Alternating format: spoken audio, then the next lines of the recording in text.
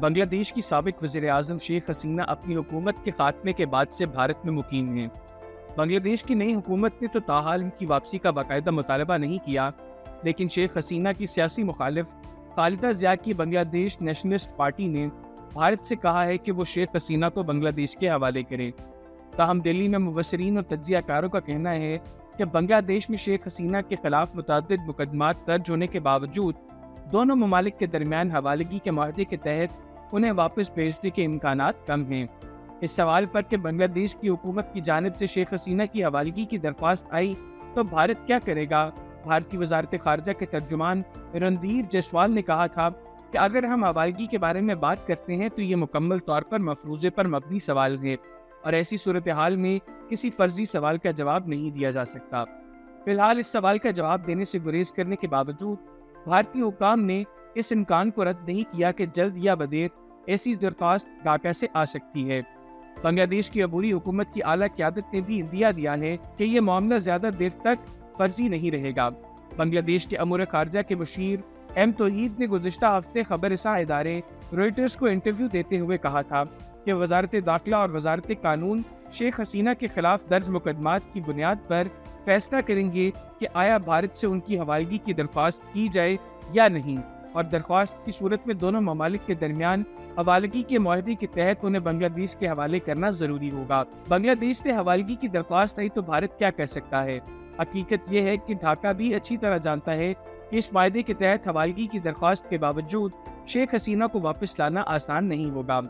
شیخ حسینہ گزشتہ 50 برس سے بھارت کے قابل اعتماد اور وفادار دوستوں میں سے ایک ہیں، اور بغیر کسی ہچکچاہٹ کی یہ اندازہ لگایا جا سکتا ہے کہ بھارت انہیں عدالتی عمل کا سامنا کرنے کے لیے بنگلہ دیش کے حوالے نہیں کرے گا، جہاں انہیں سزا کا سامنا کرنا پڑ سکتا ہے۔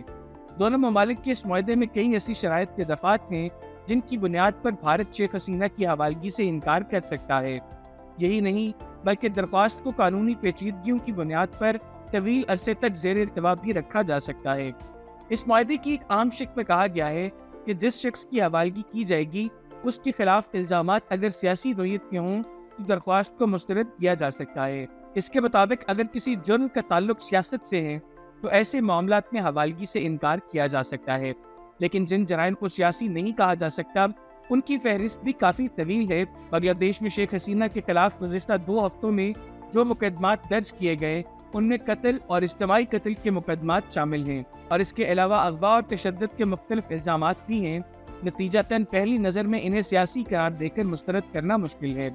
اس کے علاوہ سن 2016 میں اصل معاہدے میں ترمیم کر کے ایک شق کا اضافہ کیا گیا جس سے منتقلی کا عمل بہت آسان ہو گیا۔ اس تبدیلی کا مقصد مفرور افراد کو جلد اور آسانی سے حوالے کرنا تھا۔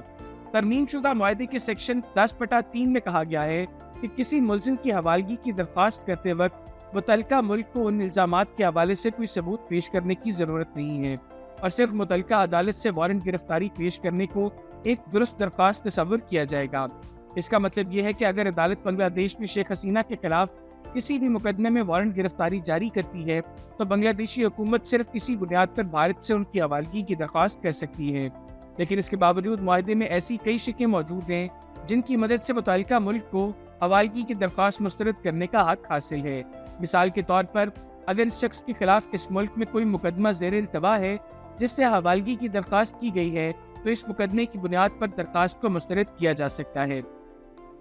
تاہم شیخ حسینہ کے معاملے میں اس کا اطلاق نہیں ہوگا۔ اس کی وجہ یہ ہے کہ نہ تو ان کے خلاف بھارت میں کوئی مقدمہ زیر التوا ہے اور نہ ہی مستقبل قریب میں اس کا کوئی امکان ہے۔ ایک اور دفعہ کے تحت اگر متعلقہ ملک یہ محسوس کرتا ہے کہ کسی شخص کے خلاف تمام الزامات عدالتی عمل کے مفاد میں اور نیک نیتی سے نہیں لگائے گئے تو اس صورت میں بھی اسے حوالگی کی درخواست کو مسترد کرنے کا حق حاصل ہے۔ اگر ایسے تمام الزامات کا تعلق سماجی جرائم سے ہے جو فوجداری قانون کے دائرہ کار میں نہیں آتے تو اس صورت میں بھی درخواست کو مسترد کیا جا سکتا ہے۔